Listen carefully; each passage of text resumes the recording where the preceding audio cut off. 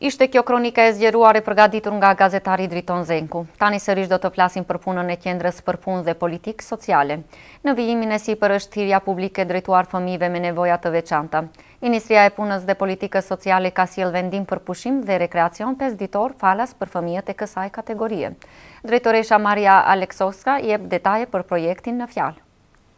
Projektot e zamislin da site zainteresirani, ata возраст кои што имаат такви деца, да се јават во Центарот за социјална работа, да поднесат барање.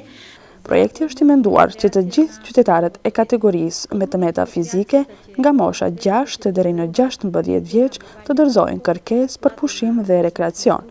Fëmijët e kësaj kategorie do të qëndrojnë në pushim 5 ditë në bajna.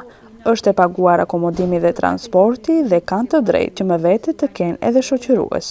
Edhe për shoqëruesin mbulohen shpenzimet e akomodimit dhe transportit, sepse bëhet fjalë për një fëmijë që e ka të patjetërsueshëm për kujdesjen nga një person tjetër dhe për atë lejohet që të kenë edhe shoqërues. Deri tani, në Qendrën për Punë dhe Politikë Sociale në Gostivar janë dorëzuar 12 kërkesa dhe ministria është njoftuar. Понатаму како ќе се одвива проектот? Si do të vijon projekti dhe kur do të realizohen pushimet, do të informohemi në mënyrë plotësuese. Edhe me personat që kanë aplikuar do të jemi në kontakt dhe do të informojmë për hapat e mëteme që duhet t'i marrim ne dhe ato.